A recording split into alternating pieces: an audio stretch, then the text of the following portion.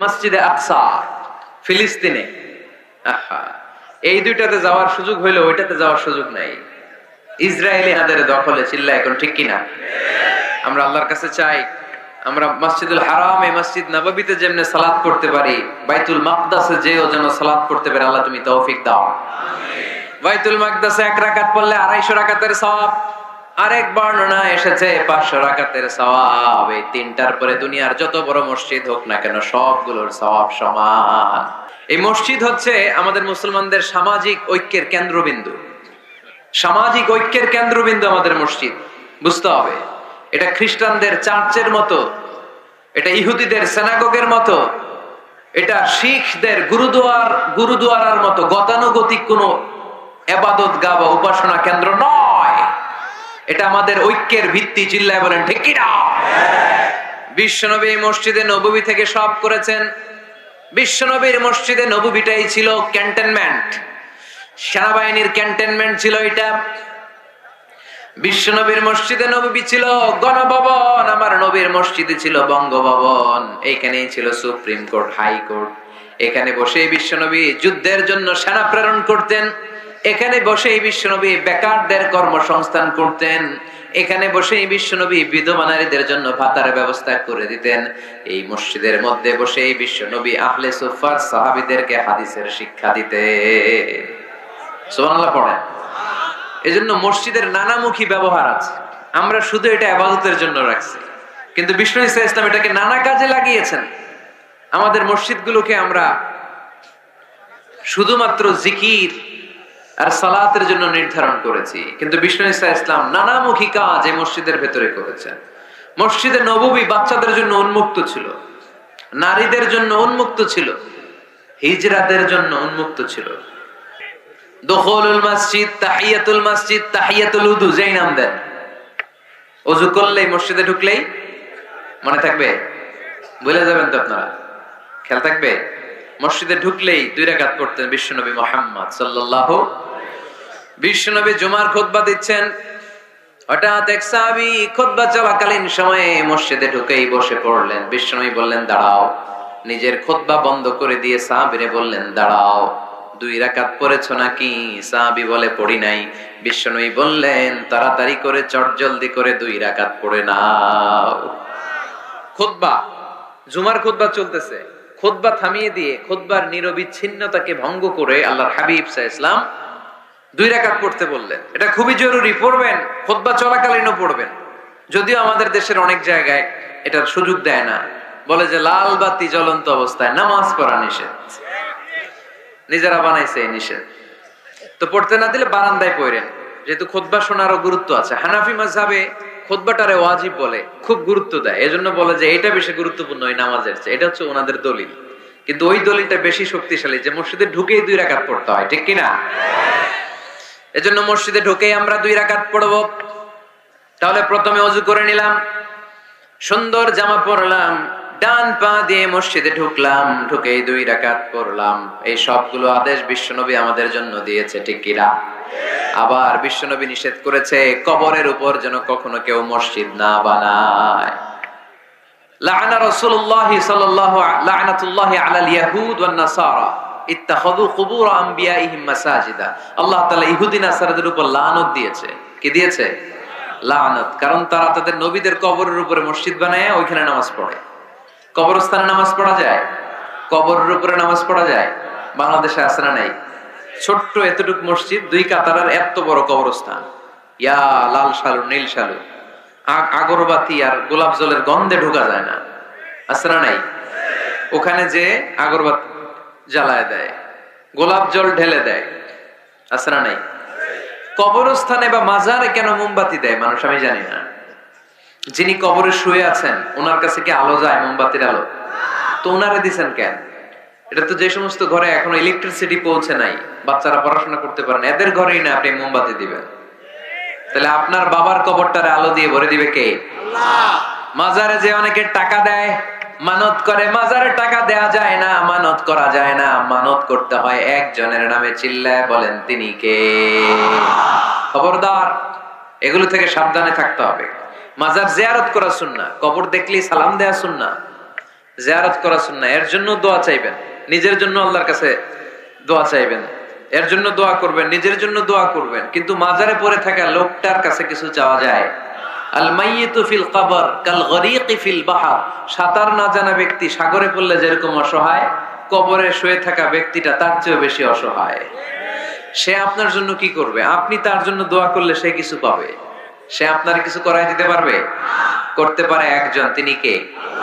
চিল্লায় বলতে হবে, তিনি কে?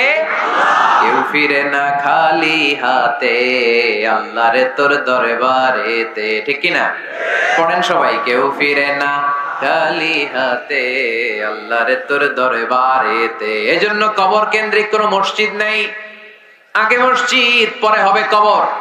যেমন বিশ্বনবী আগে তৈরি করেছেন মসজিদে নববী, তার পাশে হয়েছে বিশ্বনবীর কবর, তার বাম দিকে হয়েছে বাকিউল গারকাদ, বাকি কবরস্থান, মাকবারাতুল বাকি, যেখানে বিশ্বনবীর স্ত্রীরা শুয়ে আছেন, সাহাবারা শুয়ে আছেন রাদিয়াল্লাহু তাআলা আনহুম ওয়া আনহুন্নাহ।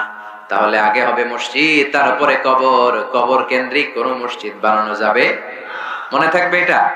টাঙ্গাইলে এরকম আছে যে আগে কোন আল্লাহর ওলির কবর ছিল, এর উপরে বিশাল মসজিদ বানাই দিয়েছে, আছে? নাই? আলহামদুলিল্লাহ, খুব ভালো। কবর কেন্দ্রিক মসজিদ বানাবেন না, মসজিদ আর কবরস্থানে গ্যাপ রাখবেন, তা হলে ভেজাল হওয়ার সম্ভাবনা আছে না নাই? এরপরে বিশ্বনবী মসজিদকে ক্লিন রাখতে বলেছেন। আমার রাসূলুল্লাহ সাল্লাল্লাহু আলাইহি ওয়াসাল্লাম বিবিনাইল মসজিদি ফি দুআ ওয়া আন তুনাযযাফা ওয়া তুতায়্যাবা।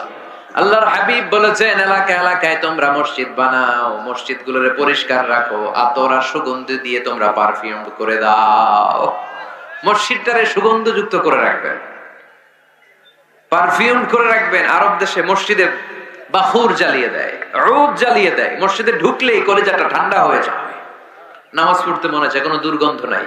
এজন্য মসজিদ পরিচ্ছন্ন রাখার দরকার আছে না নাই? এরপরে বিষ্ণু ইসলাম বললেন, মসজিদের সর্বশেষ আদব হলো তোমরা যখন মসজিদ বানাবা, খবরদার মসজিদকে অতিমাত্রায় ডিজাইন করা যাবে না। অতিমাত্রায় ডিজাইন করা যাবে না। আমরা এতই ডিজাইন করি, কোনটা মসজিদ আর কোনটা কমিউনিটি সেন্টার চিনাই যায় না, আছে না নাই? না, অতিমাত্রায় ডিজাইন না, যতটুকু লাগে। গরম লাগে, এয়ারকন লাগান, নো প্রবলেম। নিচে সমস্যা, সিম্পলি টাইলস দিয়ে দেন। কিন্তু লাইটিং ফাইটিং, লাল নীল বাতি, এই কারুকার্য ওই কারুকার্য, এটা করতে নিষেধ করেছেন মুহাম্মদ সাল্লাল্লাহু। বিশেষ করে মসজিদের কেবলার দেয়ালে। কোন দেয়ালে? কেবলার দেয়ালে কোনো ঘড়ি থাকতে পারবে না, কোনো ক্যালেন্ডার থাকতে পারবে না, সব পিছনে। ইমাম সাহেব ঘড়ির টাইম দেখে নিবে। সামনে ক্যালেন্ডার থাকলে নামাজের সময় ক্যালেন্ডারের ভিতরে যে মাদ্রাসা মসজিদ, ওইখানে নজর পড়ার সম্ভাবনা আছে না নাই? বিভিন্ন জিনিস লেখা থাকে, নামাজও পড়ি, ওইটাও পড়ি, আছে না নাই? নামাজ পড়ে কয়টা বাজলো, ঘড়ির দিকে নজর পড়ার সম্ভাবনা আছে না নাই? এই জন্য কেবলার দেয়ালটা যদি সাদা মাঠা রাখা যায় সেটাই ভালো। আপনার নজর থাকবে সেজদার দিকে। ডানে একটা নজর দিলে আল্লাহ বলে ফিরে আয়, সেজদার দিকে তাকা। আরেক দিকে নজর দিলে আল্লাহ বলে ফিরে আয়, সেজদার দিকে তাকা। আবার যদি টাইলসের দিকে নজর দেন, আল্লাহ বলে ফিরে আয়, সেজদার দিকে তাকা। আবার যদি নজর দেন, আল্লাহ রেগে যে বলে লা হাজাত আলী ইলা সলাতিক, তোর এই নামাজের কোনো দরকার আমার নাই। যে আল্লাহ তাআলাকে খুশি করার জন্য সালাত পড়তে আসলাম, উনি যদি বলে তোর এই নামাজের দরকার আমার নাই, তো কার জন্য সালাত পড়লেন আপনি?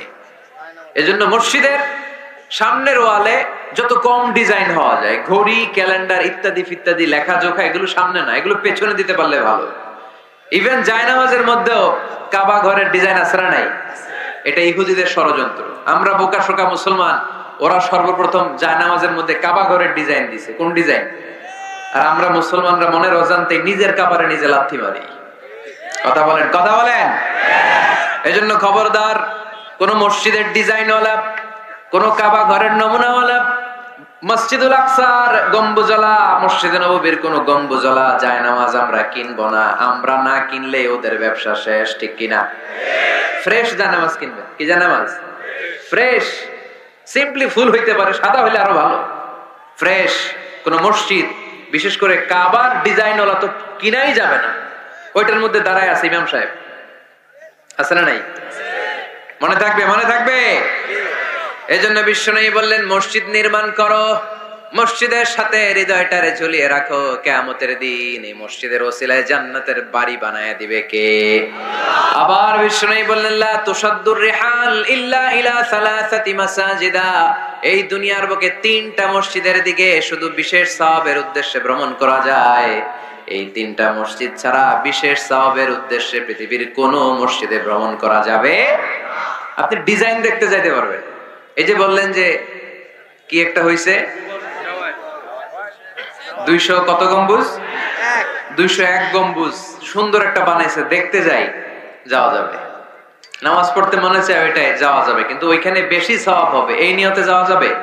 You cannot say it any journey expecting special virtue except 3 mosques, the mosque of Haram, the mosque an-Nabawi, the Masjid al-Aqsa, ঠিক কি না? এই তিনটা মসজিদ ছাড়া বিশেষ সওয়াবের নিয়তে পৃথিবীর কোন মসজিদে ভ্রমণ করা যায় না, তবে দেখতে যাওয়া যায়। এটার আর্কিটেকচারাল ডিজাইন দেখার জন্য, এটার ক্যালিওগ্রাফিক্যাল ডিজাইন, এটার ইকোসিস্টেম, এটা কেমন করে করেছে, কতটুকু জায়গা, ডিজাইনটা কেমন, এটা দেখার জন্য যেতে পারবেন। কিন্তু এই 201 গম্বুজে নামাজ পড়লে সওয়াব 3 গুণ হবে, এরকম ধারণা করা যাবে? বাইতুল মুকাররমে পড়লে এত গুণ সওয়াব, এই ধারণা করা যাবে? তিনটা মসজিদে নিয়ত করে যাওয়া যায়। 1 নম্বরে মসজিদে হারাম, 1 নম্বরে কি? إن أول بيت وضع للناس للذي ببكة مباركة, সর্বপ্রথম যে ঘরটা আল্লাহ তাআলা জমিনের মধ্যে স্থাপন করলেন ওই ঘরটা হলো মসজিদুল হারামের মাঝখানের কাবা ঘর। এই ঘরটা অবস্থিত যেই শহরের মধ্যে, শহরের নাম বাক্কা, এখনকার নাম মক্কা। সুবহানাল্লাহ পড়েন। মক্কার আগের নাম বাক্কা, কোরআনে বাক্কার কথা আছে। এবং হজ উমরা করতে গেলে দেখবেন যে অনেক হোটেল আছে, হোটেলের নাম ফুন্দুক বাক্কা। ফুন্দুক বাক্কা মানে বাক্কা হোটেল। মক্কার আগের নাম কি? বাক্কা। এখান থেকেই বিষ্ণু ঈসা ইসলাম ইসরা শুরু করেছেন, মেরাজের আগের ধাপ, নাম ইসরা। এই মসজিদে 1 রাকাত নামাজ পড়লে 1 লক্ষ রাকাতের সওয়াব দেয় কে? সুবহানাল্লাহ কইতে পারলেন না? পৃথিবীর আর কোন মসজিদে 1 রাকাত পড়লে 1 লক্ষ রাকাতের সওয়াব হয়? আপনাদের 201 গম্বুজে বললে, বাইতুল মুকাররম, পৃথিবীর কোন মসজিদে পড়লে হবে? শুধুমাত্র কেবলমাত্র মসজিদুল হারামে 1 রাকাত সালাত পড়লে 1 লক্ষ রাকাতের সওয়াব আমলনামায় দিবে কে? এজন্য আল্লাহ বললেন, ওখানে যাও, হাইসুমা তুয়াল্লু ফাওয়াল্লু ওজুহাকুম শাতরা, যেখানে যাইবা, দুনিয়ার যেখানেই থাকো না কেন, কাবা ঘরের দিকে হয়ে নামাজ পড়াকে আবশ্যক করেছে কে? পৃথিবীর যেখানেই যান, কোন দিকে হয়ে নামাজ পড়বেন? কাবা, টু দ্য ডাইরেকশন অফ কিবলা। আপনি অবাক হবেন, অস্ট্রেলিয়ায় একটা শহর আছে সিডনি, এই সিডনি শহরে একটা জঙ্গল আছে, এই জঙ্গলে একটা গাছ আছে, যে গাছটা মানুষের মতো রুকু করে আছে, টু দ্য ডাইরেকশন অফ কিবলা, তাও কিবলামুখী হয়ে। পত্রিকার কাটিং দেখেছেন না আপনারা? অনেক ক্যালেন্ডারেও আছে। গাছ, ইউটিউবে দেখেছেন, গাছ রুকু করে আছে, টু দ্য ডাইরেকশন অফ কিবলা, কিবলামুখী হয়ে, মানুষের মতো। সুবহানাল্লাহ পড়ে। তাহলে এই মসজিদ এমন মসজিদ, এই মসজিদে 1 রাকাত সালাত পড়লে 1 লক্ষ রাকাতের সওয়াব হয়ে যায়। এই মসজিদ এমন মসজিদ, যেই মসজিদের মাঝখানে একটা ঘর আছে, ঘরটার নাম বাইতুল্লাহ। প্রতিনিয়ত এই ঘরের উপর 120টা রহমত নাজিল করে কে? সিত্তুনা লিত-তাইফিন, 60টা রহমত নাজিল হয় যারা কাবা ঘরের চারদিকে তাওয়াফ করতে থাকে। আরবাঈনা লিল মুসাল্লিন, 40টা রহমত নাজিল হয় যারা কাবা ঘরের চারদিকে নামাজ পড়তে থাকে। 20 লিন-নাযিরিনা ইলাল কাবা, বাকি 20টা সওয়াব নাজিল হয় যারা শুধু কাবা ঘরের দিকে তাকিয়ে থাকে। কাবা ঘরের দিকে তাকিয়ে থাকলে সওয়াব। সুবহানাল্লাহ বললেন না? আন-নাযার ইলাল কাবা, 3 জিনিসের দিকে তাকালেই সওয়াব। কয় জিনিস? জোরে বলেন। 1 নাম্বার আন-নাযার ইলাল মুসহাফ, কোরআনের দিকে তাকালেই সওয়াব, পড়া লাগবে না, পড়লে তো সওয়াব আছে, তাকানো মাত্রই। 2 নাম্বার আন-নাযার ইলা ওয়াজহিল ওয়ালিদাইন, মা বাবার চেহারা, মা বাবার খেদমত করলে তো সওয়াব আছেই, টাকা দিলে তো সওয়াব আছেই, কিন্তু মা বাবার চেহারার নজরের দিকে যদি রহমতের নজরে একবার তাকান, একটা কবুল হজ করলে যেই সওয়াব, ওই সওয়াব আমল নামাই দিবে কে? মা বাবা এমন জিনিস আমরা চিনলাম না। আমরা পীর সাহেবের দরবারে লাউ নিয়ে যাই আর গান গাই, সাদের লাউ বানাইলে মরে। আগা খাইলাম, ডগা খাইলাম, খাইলাম না ডুগডুগি না। তো কই লাউ নিয়ে যান আপনি, কই হাদিয়া নিয়ে যান? আসল পীর সাহেব তো আপনার ঘরে। আপনার আব্বা সবচেয়ে বড় পীর সাহেব, আপনার আম্মা জান আপনার জন্য সবচেয়ে বড় পীর সাহেব। গোটা বিশ্বের সব পীর সাহেব যদি 50 বার করে কোরআন খতম দিয়ে এক গ্লাস পানির মধ্যে ফু দেয়, আর আপনার আব্বা শুধু বিসমিল্লাহ বলে যদি এক গ্লাসের পানিতে ফু দেয়, ওই গ্লাসের পানির ফুটা আল্লাহর কাছে কবুল হয়ে যাবে। এজন্য বিশ্বনবী বলতেন, জান্নাতু তাহতা আকদামি উম্মাহাতিকুম। ও দুনিয়ার মানুষেরা শোনো, দুনিয়ার পুরুষ মানুষদের পায়ের নিচে থাকে জুতা, জুতার নিচে থাকে বালু আর মাটি। আর দুনিয়ার বুকে এক একটা মায়ের পায়ের নিচে থাকে তার সন্তানদের জান্নাত। ওগো মা তুমি এই ধরনের শ্রেষ্ঠ নিয়ামত, তোমারই পদ তলে রয়েছে জান্নাত। ওগো মা তুমি এই ধরনের শ্রেষ্ঠ নিয়ামত, তোমারই পদ তলে রয়েছে জান্নাত। সুবহানাল্লাহ পড়ে। কি মা? এই মারে আমরা চিনি না। লাউ কাতা'তা জিলদাক, তোমার গায়ের চামড়া কেটেও যদি মাকে জুতো বানিয়ে দাও, ওই যে ছোটবেলায় দুধ খাইছিলা, এক ঢোক দুধের শোধ আদায় হবে না। এক ঢোক দুধের শোধ আদায় হবে না। ওই মা 3 বার বললেন আল্লাহ রাসূল এই মায়ের কথা। কয়বার? আল্লাহর হাবিব বললেন মা মা মা, তারপরে মা কয়বার? বাবা কয়বার?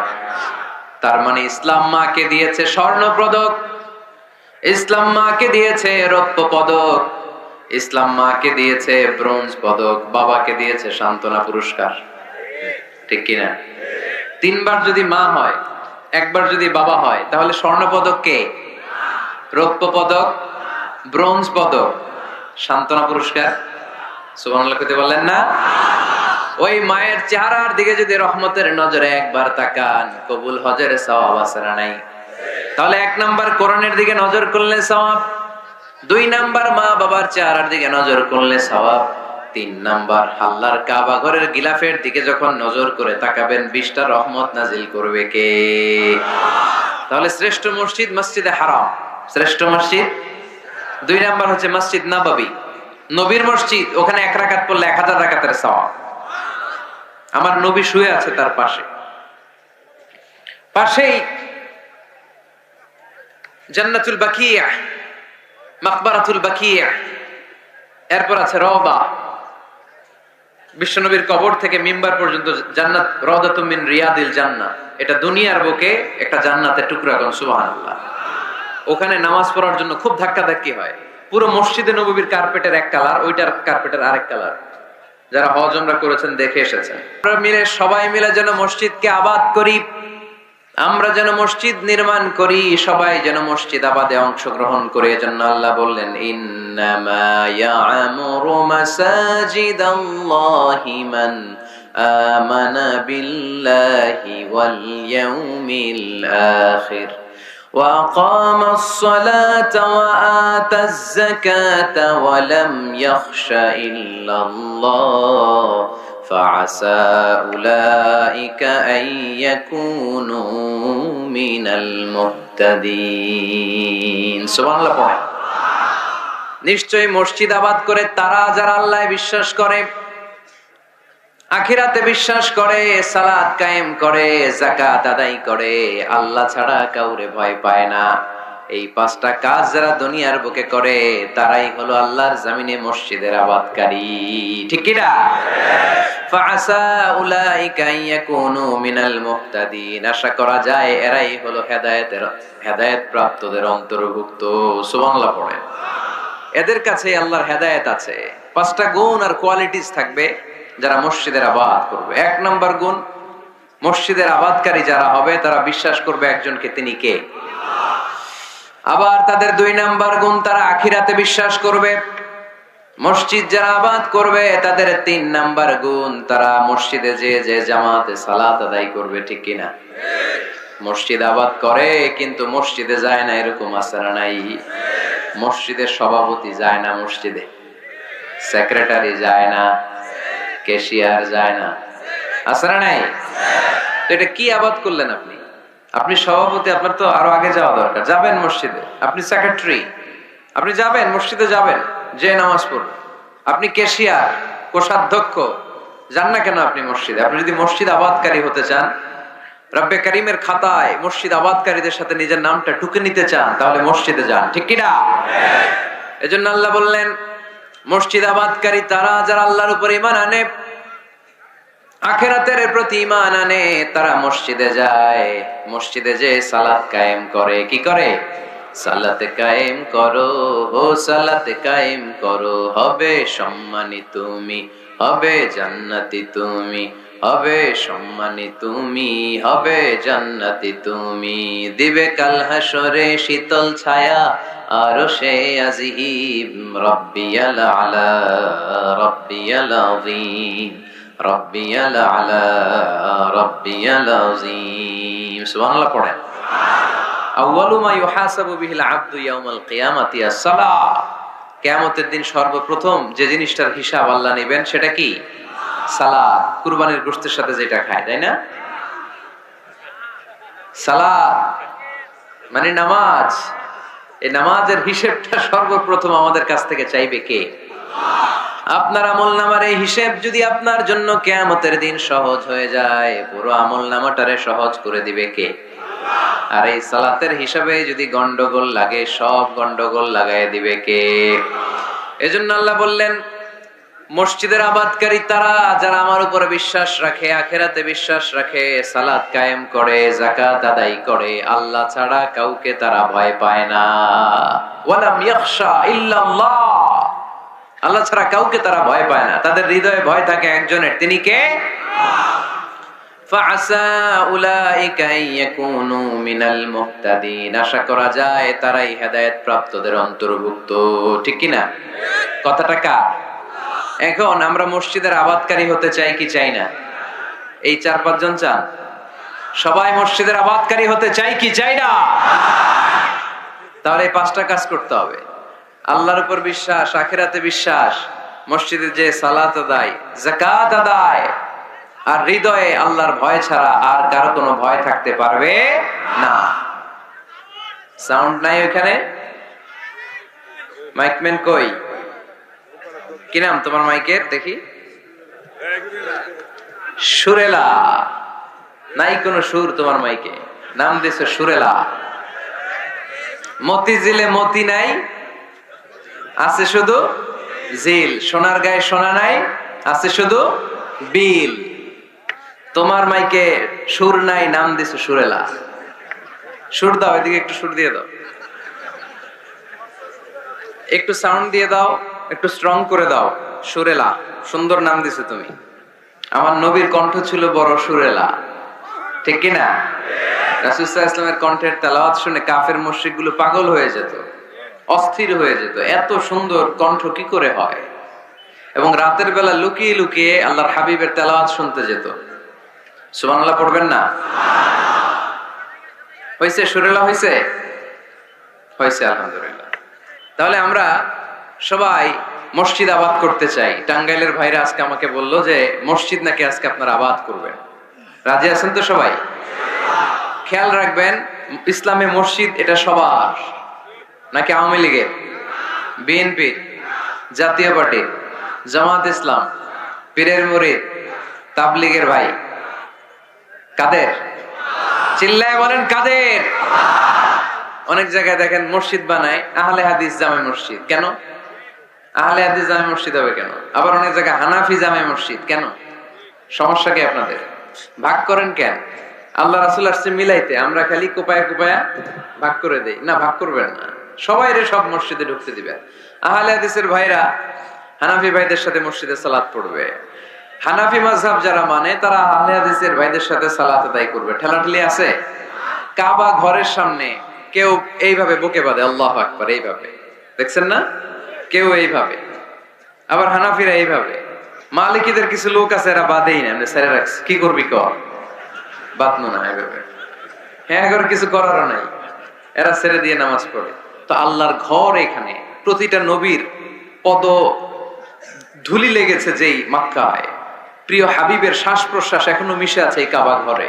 আল্লাহর ঘর কাবা বাইতুল্লাহ, ওখানে দাঁড়িয়ে কেউ এখানে, কেউ এখানে, কেউ এখানে কেউ বাদেই না, কেউ আমিন জোরে, কেউ আস্তে, কোনো ঠেলাঠেলি আছে? তো বাংলাদেশে ঠেলাঠেলিটা আনলো কে? কেন এই ঠেলাঠেলিটা করেন? কথা কি বুঝেন? ঠেলাঠেলির দিন শেষ, ঐক্য গড়ার বাংলাদেশ। চিল্লায় বলো ঠিক কিনা? আমরা ঐক্য চাই। অনেক ভুল বুঝানো হয়েছে আমাদেরকে, অনেক ন্যারো মাইন্ডেড বানিয়ে রাখা হয়েছে। সংকীর্ণতার দিন শেষ, পরিবর্তন হতে শুরু করেছে। মানুষ এখন অনেক চালাক। জনগণের ধোকা দেওয়া, তাওহীদপন্থী মুসলমানদের গোজামিল দিয়ে বুঝ দেওয়ার দিন শেষ। জোরে বলেন ঠিক কিনা? যেটা বলবেন কোরআন সুন্নাহর আলোকে বলবেন। ইসলাম এসেছে মিলানোর জন্য, তা আপনি পিস পিস করেন কেন? আল্লাহ আপনার পিস পিস করে ফেলবে।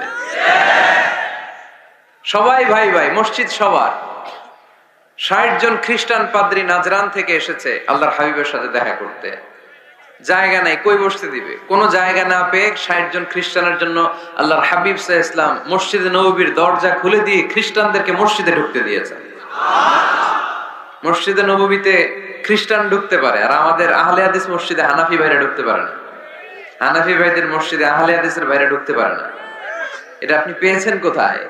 কেন করেন এগুলো? বাদ দিয়ে দেন। আমরা সবাই এক। চিল্লায় বলেন ঠিক কিনা? আপনারা কি ঐক্য চান নাকি কিলাকিলি করবেন? আমরা কিলাকিলি চাই, বিভেদ চাই, হিংসা চাই, আর কোন ঝগড়া মারামারি চাই? আমরা চাই ঐক্য। চিল্লায় বলেন কি চাই? আল্লাহ তুমি ঐক্য প্রতিষ্ঠার তৌফিক আমাদেরকে দান করো। আরো জোরে বলি আমিন। এজন্য আল্লাহ বললেন ইন্নামা ইয়ামুরু মাসাজিদাল্লাহ, যারা আল্লাহয় বিশ্বাসী, নামাজ পড়ে, যাকাত দেয়, আল্লাহরে ভয় করে, তারাই মসজিদের আবাদ করে। উমরানুল মাসাজিদ, কেমন করে মসজিদের আবাদ করবেন? ১ নাম্বার, মসজিদ নির্মাণের মাধ্যমে মসজিদের আবাদ হয়। ঠিক কিনা? আল্লাহর হাবিব বললেন মান বানা লিল্লাহি বাইতান মিন মালিহি বানাল্লাহু লাহু বাইতান ফিল জান্নাহ। নিজের অর্থ ব্যয় করে যে দুনিয়ার বুকে মসজিদ বানায়া দেয়, আল্লাহ তার জন্য জান্নাতে ঘর বানায়া দেয়। ইন্না মিম্মা ইয়ালহাকু আল মুমিনু মিন হাসানাতিহি বা'দা মাউতিহি, মৃত্যুর পরে কোন মানুষ যে সওয়াবগুলো অটোমেটিক সব সময় ধারাবাহিকভাবে পেতে থাকে, তার মধ্যে একটা হচ্ছে দুনিয়াতে সে যদি কোনো মসজিদ বানিয়ে যায়, তার পার্সেন্টেজ সওয়াব যতদিন এই পৃথিবী থাকবে ততদিন আপনার আমলনামায় ওই সওয়াবের পার্সেন্টেজ পাঠিয়ে দিবে কে? তার মানে মসজিদ আবাদের ১ নাম্বার পদ্ধতি মসজিদ বানানো। মসজিদ আবাদের ২ নাম্বার পদ্ধতি বারবার মসজিদে যাওয়া, মসজিদে যে জামাতে সালাত আদায় করা। মসজিদের সাথে সম্পর্কের দরকার আছে না নাই? মসজিদে যে জামাতে সালাত আদায় করা। সালাতুল জামাআ তাফদুলু সালাতাল ফাজরি বি২৭ দারাজা। একা নামাজ পড়লে যেই সওয়াব, মসজিদে যে জামাতে পড়লে ২৭ গুণ সওয়াব হয়ে যায়। এজন্য জামাতে সালাত পড়বেন তো। তার মানে ১ নম্বরে পেলাম মসজিদ বানানো, ২ নম্বরে পেলাম মসজিদে যে জামাতে নামাজ পড়া, ৩ নম্বরে মসজিদের সাথে হৃদয়টারে ঝুলিয়ে রাখা। মসজিদের সাথে হৃদয়টা ঝুলে থাকবে। ৭ শ্রেণীর ব্যক্তিকে আল্লাহ তাআলা কিয়ামতের দিন আরশের নিচে ছায়া দিবে। এর মধ্যে ১ শ্রেণীর ব্যক্তি ওই ব্যক্তি যে ব্যক্তির হৃদয়টা সবসময় মসজিদের সাথে ঝুলে থাকে, লেগে থাকে। জোহরের নামাজ পড়ে খালি টেনশন, কিরে আসরের সময় কখন হবে। আসর পরে চিন্তা করে মাগরিবে আমি কই থাকবো, তখন মসজিদ থাকবে কই, নামাজটা হবে কিনা। মাগরিব পড়ার পরে একটাই চিন্তা, ঘুমের আগে এশাটা যেন ঠিক মতো হয়। ঠিক কিনা? এরকম মুসল্লি আছে না নাই? আল্লাহর হাবিব বললেন যারা সব সময় হৃদয়টারে মসজিদের সাথে এইভাবে লাগিয়ে রাখে, আরশের নিচে তাদেরকে সেদিন ছায়া দিবে কে? আল্লাহর আরশের ছায়া ছাড়া ওই দিন আর কোনো ছায়া থাকবে নাকি? আকাশের সূর্য মাথার কাছে নেমে আসবে, জমিনটারে তামার জমিন বানিয়ে দেওয়া হবে। জিহ্বাটা তৃষ্ণার চোটে বের হয়ে নাভি পর্যন্ত কুকুরের মতো ঝুলতে থাকবে। মানুষগুলো চিৎকার মারবে, কোনো ছায়া নাই আরশের ছায়া ছাড়া। ওই আরশের ছায়ার নিচে ওই ব্যক্তিকে আল্লাহ ছায়া দিবেন যার হৃদয়টা মসজিদের সাথে লেগে থাকে, সবসময় মসজিদের সাথে মনটা পড়ে থাকে। এরকম আছে না নাই? মসজিদে বারবার যেতে চায়। মসজিদে যাওয়ার জন্য যতগুলো কদম ফেলবেন, প্রতিটা কদমে আপনার মর্যাদা ১ স্ট্যাটাস ১ তলা বাড়ায় দেয় কে? গুনাহগুলো মাফ করে দেয় কে? আবার মসজিদে যদি কোনো দিনই হালাকায় বসেন, আল্লাহর রহমত চারদিক থেকে আপনারে বেষ্টন করে ফেলে। আল্লাহর ফেরেশতারা আপনাদের জন্য দোয়া করতে থাকে। তাহলে মসজিদ আবাদের 1 নাম্বার নমুনা হলো মসজিদ বানানো। মসজিদকে আবাদ করার 2 নাম্বার নমুনা হলো মসজিদে জামাতের সাথে সালাত আদায় করা। মসজিদ আবাদের 3 নাম্বার নমুনা হলো হৃদয়টা মসজিদের সাথে ঝুলিয়ে রাখা। মসজিদ আবাদের 4 নাম্বার নমুনা হলো নিজ হাতে মসজিদকে পরিষ্কার পরিচ্ছন্ন রাখা। এটা সাইয়েদনা ইব্রাহিম আলাইহিস সালাম আর ইসমাঈল আলাইহিস সালামের ডিউটি ছিল। ডিউটিটা দিছিল কে? চিল্লায় বলেন কে? আল্লাহ বললেন তাহিরা বাইতিয়া লিত-তাইফিনা ওয়াল আকিফিনা ওয়ার রুকআইস সুজুদ। মসজিদেরি ঝাড়ু বারদার ও কামারে হাত শোনো আমারে মুনাজাত। পড়েন শোনো শোনো ইয়া ইলাহি আমারে মুনাজাত শোনো আমারে মুনাজাত। পড়েন আমিন। খাদেম ঝাড়ু দিল কিনা? মসজিদের ফ্লোর মুছলো কিনা? মুয়াজ্জিন হুজুর মসজিদ ঝাড়ু দিল কিনা? মসজিদে বালু আছে কিনা? সবাই যে চেক করে। দায়িত্ব কি শুধু খাদেমের আর মুয়াজ্জিনের কাঁধের উপরে নাকি আমাদের কাঁধেও মসজিদ পরিচ্ছন্ন রাখার দায়িত্ব আছে না নাই? দুইজন নবীকে আল্লাহ বললেন, সাইয়েদনা ইব্রাহিম যাকে উপাধি দিয়েছেন আল্লাহ খালিল, আমার মসজিদ পরিষ্কার করো, বাপ বেটা মিলে ঝাড়ু দাও। সাইয়েদনা ইসমাঈল ইব্রাহিম মসজিদ ঝাড়ু দিতে পারলে আপনি কোন লাট সাহেব হয়েছেন? কি হয়ে গিয়েছেন আপনি? মনে জ্বালা যন্ত্রণা, ঘরে মারামারি, শান্তি নাই, মসজিদে চলে যান, মসজিদ মুছে দেন, একটু ঝাড়ু দিয়ে দেন, আপনার ঘরের সব অশান্তিরে শান্তি বানায় দিবে কে? মনের জ্বালা যন্ত্রণা দূর করে দিবে কে? এই জন্য হৃদয়ে যদি কষ্ট থাকে, জ্বালা যন্ত্রণা থাকে, অসুখ থাকে, অশান্তি থাকে, মসজিদে যান, মসজিদটা ঝাড়ু দেন, এতিমের মাথায় হাত বুলায় দেন, হৃদয়টারে প্রশান্ত করে দিবে কে? তাহলে এই কাজগুলো করার মাধ্যমে আমরা মসজিদ আবাদ করবো।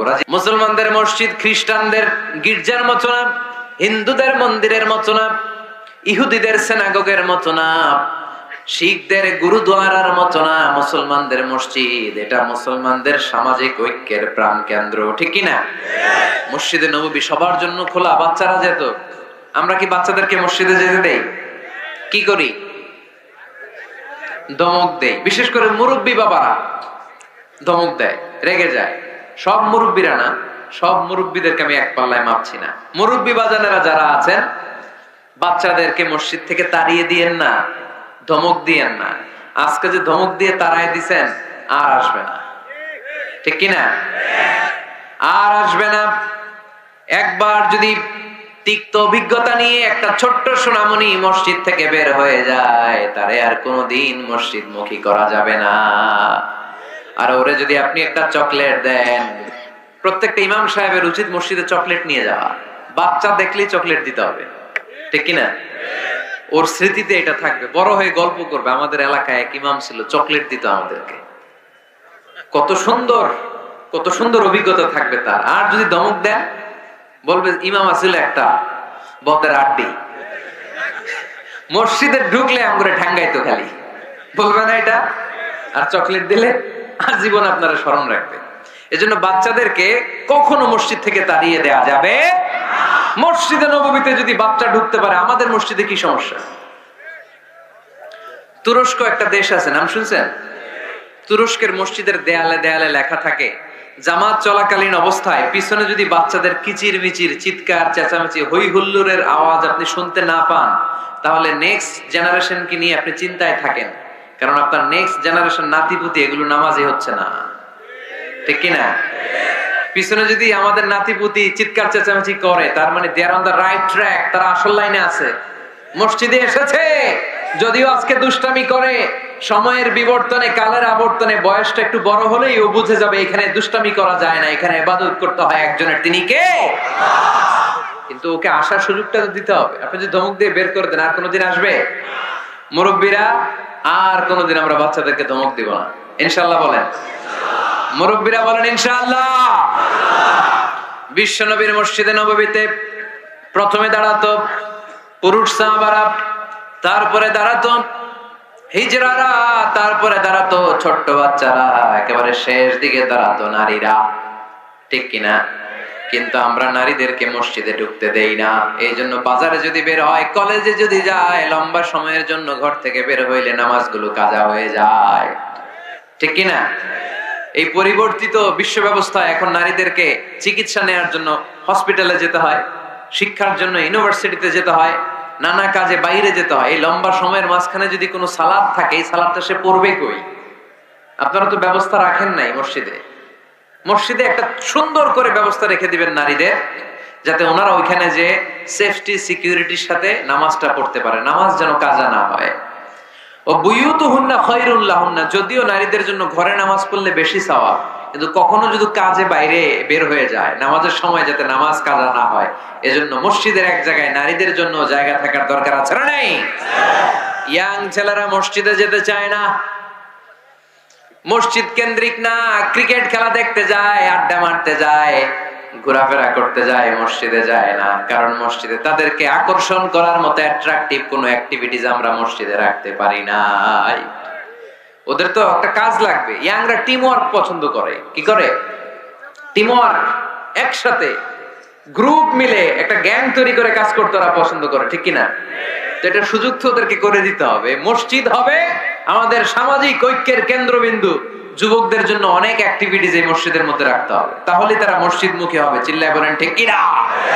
প্রতিটা মসজিদ এমন ভাবে তৈরি করা উচিত যাতে করে ছোট বাচ্চারা মসজিদে আসে। একটা কিড জোন থাকবে, কিড জোন।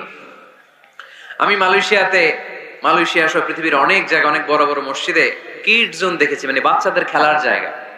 মসজিদের বারান্দায় বাচ্চাদের খেলার জায়গা, বাচ্চারা ওখানে খেলাধুলা করতেছে, মায়েরা নামাজ পড়তেছে, ছেলেরা নামাজ পড়তেছে। বাচ্চারা এই নামাজের দৃশ্য দেখতে দেখতে একদিন নিজেই ওযু করে নিজেই নামাজ শুরু করে দিচ্ছে। দেখবেন ছোট্ট বাচ্চাটা, আমরা যখন নামাজে দাঁড়াই, আমার মেয়েও দাঁড়ায় আমার পাশে, ছোট্ট মেয়েটাও কিচ্ছু পারে না, আমি যখন সূরা পড়ি ও মুখ নাড়ায়, এরকম মুখ নাড়াইতেছে।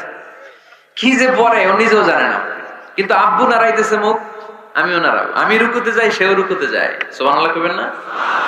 বাচ্চারা তো দেখে দেখে শিখে। মসজিদে নিয়ে যেতে হবে।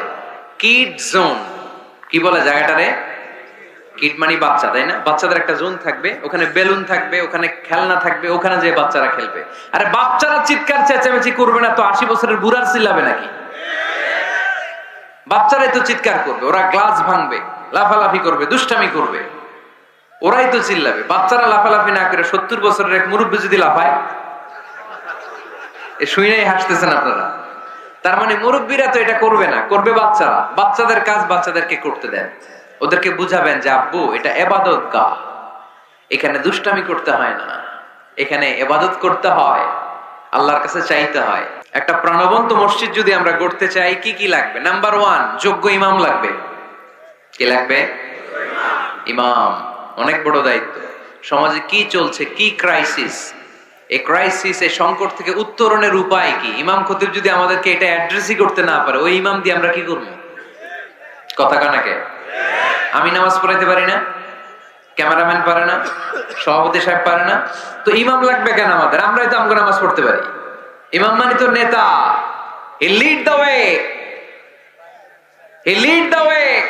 নেতা কারে বলে? Who knows the way, who goes the way, who shows the way, he is the leader. ঠিক কিনা? নেতা কারে কয়? Who knows the way, who goes the way, who shows the way. যে পথ চিনে, যে পথে যেতে পারে, অন্যরে নিয়ে আগাইতে পারে, সে নেতা। তাহলে ইমামের দায়িত্ব, খতিবের দায়িত্ব প্রতি শুক্রবারে গড় পড়তা আলোচনার দরকার নাই। সমাজে কি ক্রাইসিস চলতেছে? ডেঙ্গু। এই ডেঙ্গু অবরোধে, ডেঙ্গুকে ঠেকাতে বিশ্বনবী সাল্লাল্লাহু আলাইহি ইসলামের কি নীতিমালা ছিল, ওইটা শোনাইতে হবে আমাদেরকে ইমাম সাহেবের। ঠিক কিনা? প্রচন্ড শীতের প্রকোপে কাঁপছে পুরো বাংলাদেশ, শীতকালে বিশ্বনবী কি আমল করছে ওইটা শোনাইতে হবে এখন আমাদেরকে। কথা কয় না? এখন চলতেছে শীত, আপনি খিজির আলাইহিস সালামের গল্প শোনাইতেছেন, হবে? ওই ইমাম খতিবের আমাদের দরকার নাই। কথা কি মাথায় ঢুকতেছে? কারেন্ট ওয়ার্ল্ডে কি চলে, কারেন্ট অ্যাফেয়ার্স কি চলে, ওইটার আলোকে ইসলামের সমাধান কি, ইমাম যদি ওইটা শোনাইতে পারে, হি is our imam, he is our খাতিব। আওয়ার খাতিব শুড বি ডিসকোয়ালিফাইড পার্সোনালিটি। এরকম লোক হইতে হবে। তাহলে একটা প্রাণবন্ত মসজিদের যে অবকাঠামো, আপনাদেরকে আজকে মাস্টার প্ল্যানটা দেই। নাম্বার 1, একজন যোগ্য ইমাম, যোগ্য খতিবের দরকার, যাদের বেতন হবে কমসে কম 1 লাখ টাকা। কত? হুজুর এইবার আর আমরা নাই, অহন আমি নাই, অহন আমনে থাকেন। দিবেন না? দিবেন না? ওরকম ইমাম পাওয়া গেলে দেওয়া যাবে না? যাবে। মাশাআল্লাহ। শুনেন, জরুরি আলাপ, এটা জরুরি আলাপ আপনাদের সাথে। নাম্বার 2, প্রশস্ত এবং বড় এরিয়া নিয়ে মসজিদ করতে হবে, ছোট জায়গা নিয়ে না। একটা মসজিদ করতে হবে কমসে কম 50 বিঘা জায়গার উপর। কয় বিঘা? ওই যে ডরাই গেছে আমি। 50 বিঘা একটা জায়গা হইলো। এরকম জায়গা দেওয়ার মানুষ অনেক আছে। ওনারা এরকম সুন্দর মাস্টার প্ল্যান দিতে হইলে আজকের এটার পরে যে কত ফোন কল আমার কাছে আসবে যে হুজুর আমি 50 কোটি টাকা নিয়ে রেডি, আপনি এসে উদ্বোধন করে দিয়ে যাবেন মসজিদ। শুনবেন আপনারা কয়দিন পরে, আজকের এই আলোচনার পর ইনশাআল্লাহ। পড়েন, অনেক বড় প্রশস্ত এরিয়া নিয়ে আপনার মসজিদ করতে হবে। ঢাকার মসজিদ গুলো দেখছেন চিপা গলি, এটা যে মসজিদ বোঝাই যায় না। আরে মসজিদের শান শৌকত আর ইমেজ দেখে বিধর্মী ভাইয়েরা মুসলমান হওয়ার জন্য পাগল হয়ে যাবে, মসজিদে ঢুকার জন্য পাগল হয়ে যাবে। কি সুন্দর মসজিদ তোমাদের, কত চমৎকার, ফ্যান্টাস্টিক, মার্ভেলাস মসজিদ তোমাদের। দেখতে যাব আমরা, দেখতে যায়ও। মালয়েশিয়াতে 4টা বড় মসজিদ আছে, 2টা পুত্রাজায়াতে। একটার নাম স্টিল মস্ক, মিজান তুয়াঙ্কু জাইনুল আবেদিন মস্ক, বিশাল মসজিদ। আরেকটা আছে পুত্রা মস্ক, মাহাথির মাহমুদ ওখানে সালাত পড়ে, ডক্টর জাকির নায়েক সালাত পড়ে, আমি যাই মাঝে মাঝে মসজিদে। এরপর মসজিদ বিলায়া আছে একটা, বিলায়া পেরসেকতুয়ান ফেডারেল টেরিটরি মস্ক, আল্লাহু আকবার, তুরস্কের ব্লু মস্কের আদলে করা। আরেকটা আছে মালয়েশিয়ার জাতীয় মসজিদ নেগারা, মসজিদ নেগারা বলে এটাকে, জাতীয় মসজিদ। এত সুন্দর মসজিদ, বিশাল এরিয়া নিয়ে। মসজিদ কোনো ছোট জায়গায় হবে না, বিশাল এরিয়া নিয়ে। 5 জায়গার নামাজের জন্য আলাদা ছোট্ট মসজিদ জায়গা হতে পারে, কিন্তু জামে মসজিদ হলে ওটা ছোট বানাইলে চলবে? এটা যদি আমাদের সামাজিক ঐক্যের কেন্দ্রবিন্দু হয়, এটা তো অনেক বড় গ্যাদারিং এর জায়গা থাকতে হবে, ঠিক কি না? বিশাল এরিয়া নিয়ে মসজিদ হইতে হবে। 2 নাম্বার, পর্যাপ্ত পার্কিং ব্যবস্থা থাকতে হবে মসজিদে। একমত না দ্বিমত? এইখানে যদি আপনি জগৎ বিখ্যাত আলেম রাখেন, খতিব রাখেন, যিনি প্রতি সপ্তাহে কি ঘটে বাংলাদেশে ওইটারে কোরআন হাদিসের আলোকে ব্যাখ্যা করে, তো ওনার কথা শোনার জন্য এরকম লাখ লাখ লোক জড়ো হবে না? এরা এদের প্রাইভেট কার নিয়ে আসবে, অনেক এলিট লোকেরা প্রাইভেট কার নিয়ে আসবে ওনার খুতবা শোনার জন্য। অনেকে নিজের হুন্ডা চালায় আসবে, সাইকেল নিয়ে আসবে। তো এগুলো রাখবে কোথায়? রাস্তা জ্যাম বাজাবেন নাকি? না, বিশাল পার্কিং লট থাকবে। ওই পার্কিং লটে প্রত্যেকের পার্কিং এর ব্যবস্থা থাকবে। প্রয়োজনে এই পার্কিং এর মধ্য দিয়ে আইডিয়া জেনারেটিং একটা সিস্টেম আপনি করতে পারেন, যে গাড়ি পার্ক করলে 20 টাকা, হুন্ডা পার্ক করলে 10 টাকা। এক জায়গায় আমার মাহফিলে শুধু পার্কিং দিয়ে কামাইছে 7 লক্ষ টাকা। সুবহানাল্লাহ নাই? This is called idea.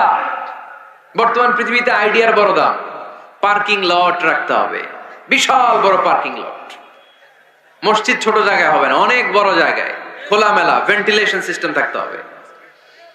এরপরে মনোরম ওয়াশ এরিয়া লাগবে, ওয়াশ এরিয়া যেখানে সুন্দর ওযু করা যায়, গোসল করা যায়। আমাদের বাংলাদেশের মসজিদের টয়লেটে ঢোকা যায়?